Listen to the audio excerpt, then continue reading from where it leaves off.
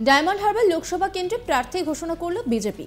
এই কেন্দ্র থেকে ভোটে দাঁড়াবেন অভিজিৎ দাস, যিনি ববি নামেই খ্যাত।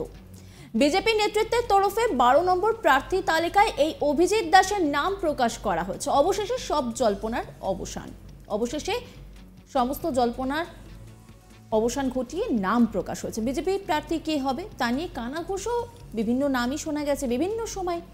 সোনালী গুহ, শঙ্কুদেব পণ্ডা, কৌস্তব বাগচি, এদের মধ্যে কাউকে প্রার্থী করতে পারে বিজেপি, দাবি করা হচ্ছিল রাজনৈতিক মহলের তরফে।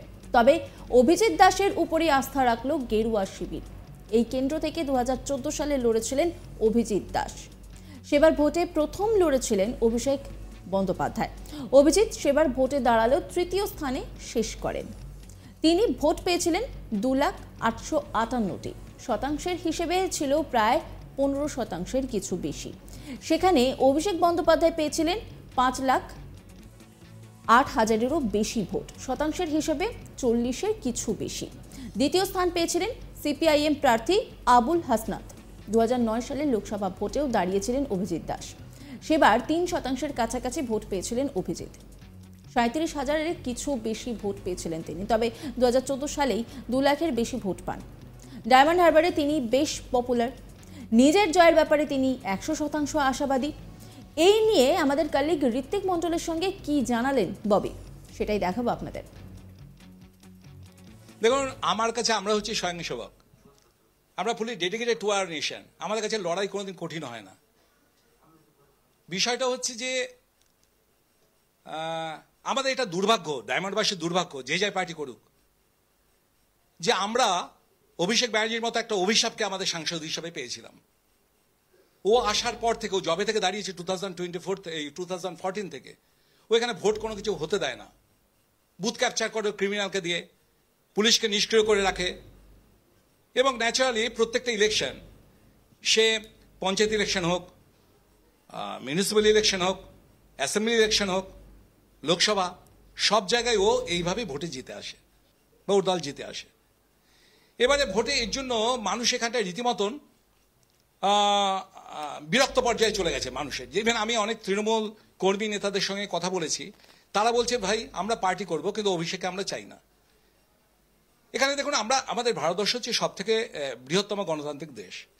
তা প্রত্যেকটা মানুষের তার ডেমোক্রেটিক রাইটস এটা বজায় রাখা উচিত। ডায়মন্ড হারবার অভিষেক ব্যানার্জি সেই লোকের ডেমোক্রেটিক রাইটসকে হরণ করছে। আপনারা যারা মিডিয়া পার্সন আছেন, আপনারা নিজেরাও ভুক্তভোগী। কিভাবে আপনাদেরকে ওদের ক্রিমিনাল বাহিনী আপনার কোনো খবর কভার করতে গেলে আপনাদের ক্যামেরা ছিনিয়ে নিয়েছে, আপনাদেরকে বেধড়ক মেরেছে, অনেকে হসপিটালাইজড হয়ে রয়েছে। কাশ্মীরেও এরকম নেই যেটা ডায়মন্ড হারবারে হয়েছে।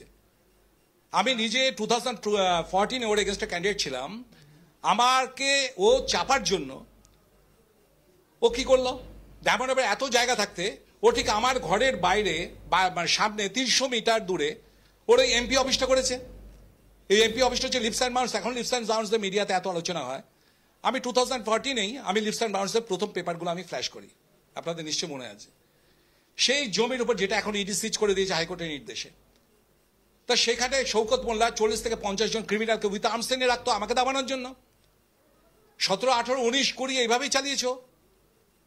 ইভেন 2018-এ ডায়মন্ড হারবারে জানে এখানে লোকাল এরিয়া আমাকে অ্যাটাক করলে, এখানে যেহেতু আমার পপুলারিটি খুব বেশি, এখানে প্রত্যেকটা পঞ্চায়েতে বিজেপি সবসময় জিতে আসে এবং তাছাড়াও দলমত নির্বিশেষে আমাকে সকলেই ভালোবাসে। তো আমাকে ডায়মন্ডে ও অ্যাটাক করলো ওই জাহাঙ্গীর বাহিনী এবং গৌতম অধিকারীর বাহিনীকে দিয়ে, যার ফলে আজকে আমার pipe plate, spinal cord fractured. কেসের পর কেস, মিথ্যা কেস দিয়েছে। আমি নিজে লিগাল অ্যাডভাইজার, ন্যাচারালি সব আমি কোনোদিন পাত্তাও দেই না। আমি হাইকোর্ট থেকে অনেক কেস স্কোয়াশিং করেছি। কিন্তু প্রশ্ন হচ্ছে, আমার জায়গায় যদি সাধারণ করে থাকে, আমার যদি এই অবস্থা হয়, তাহলে সাধারণ কর্মীদের কি অবস্থা, যারা বিরোধী রয়েছে বা যারা তৃণমূলের মধ্যেও যারা ওরকে সমর্থন করছে না, তাদেরও কি দুর্দশা করেছে। আপনি কি এবারে নির্বাচনে সেই একই হিংসার পুনরাবৃত্তিরই আশঙ্কা করছেন? দেখুন, এই পঞ্চায়েত নির্বাচন একই ধরনের প্রশাসন ছিল, জেলা প্রশাসন। আমি অলরেডি, আমার কাছে সব চিঠিগুলো আছে, আপনারা চাইলে আমি দিয়ে দিতে পারি। বারবার নির্বাচন কমিশনারকে বলছি যে ডায়মন্ড হারবার ভারতবর্ষ থেকে সম্পূর্ণ আলাদা করে রেখে দিয়েছে অভিষেক ব্যানার্জি এখানকার প্রশাসনকে। আর এখানে নির্বাচন কে করবে? ইলেকশন কমিশনার তো রাজীব কুমার এসে করবেন নাকি? এটা তো করবে এখানকার যিনি ডিএম আছেন, তার ডিএম তো এখানে ডিস্ট্রিক্ট ইলেকশন অফিসার। তা উনি তো ওনারই দলবল তো সাঙ্গভঙ্গরে এখানে নির্বাচন করবে, সে একই তো জিনিস, তোর বড়ি খারাপ খারাপ বড়ি তোর। এর মাঝখানে আমাদের ভোটটা করাতে হবে।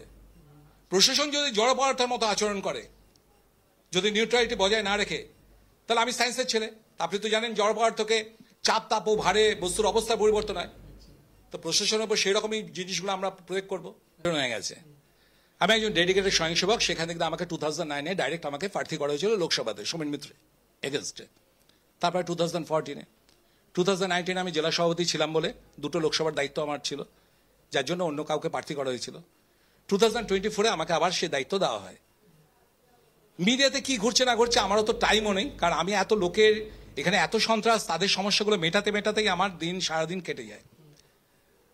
আর আমি মিডিয়া টাইগারও নই, যার জন্য মিডিয়ার সামনে আমি আসিও না, খুব কমই আসি। ডায়মন্ড হারবার জানিয়ে বিস্তর আলোচনা হয়েছে, কারণ সামনেই লোকসভা নির্বাচন, আর সেই লোকসভা নির্বাচনে আমরা যে ছবিটা দেখেছিলাম যে ডায়মন্ড হারবারে প্রার্থী কে হবে অভিষেক বন্দ্যোপাধ্যায়ের বিপরীতে, তা নিয়ে প্রচুর আলোচনা হয়েছে। নওশাদ সিদ্দিকী তিনি বলেছিলেন তিনি মেন্টালি ভাবে প্রিপেয়ার হয়েছেন, তাকে যদি দল বলে তিনি সেখানে দাঁড়াতে রাজি। অন্যদিকে বিজেপিতে বিভিন্ন সময় বিভিন্ন মুখ নিয়ে আলোচনা হয়েছে, কিন্তু শেষ পর্যন্ত বিজেপি প্রার্থী ঘোষণা করলো। এই কেন্দ্র থেকে ভোটে দাঁড়াবেন অভিজিৎ দাস, যিনি ববি নামে খ্যাত। বিজেপি নেতৃত্বের তরফে 12 নম্বর প্রার্থী তালিকায় এই অভিজিৎ দাসের নাম প্রকাশ করা হয়েছে। অবশেষে সব জল্পনার অবসান।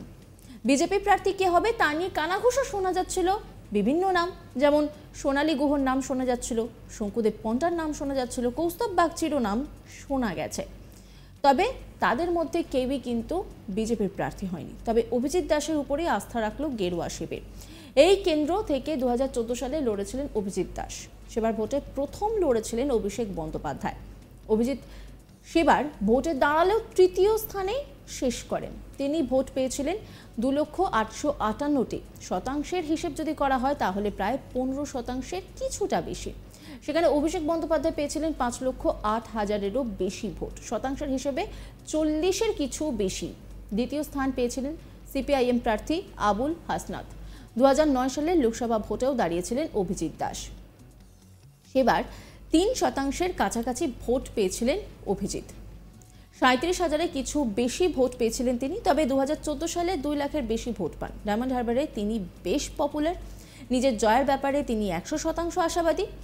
এই নিয়েই কিন্তু রীতিমতো এই মুহূর্তে আলোচনা চলছে। আর তারপর অভিষেক বন্দ্যোপাধ্যায় তিনি যখন উত্তরবঙ্গে প্রচারের জন্য উড়ে যাচ্ছিলেন, মানে কলকাতা বিমানবন্দরে, তাকে যখন এই বিষয়টা নিয়ে কথা বলা হয়, প্রার্থী ঘোষণা নিয়ে, বিজেপির প্রার্থী তালিকা ঘোষণা নিয়ে, তিনি শুধু দুবার বললেন ভালো ভালো।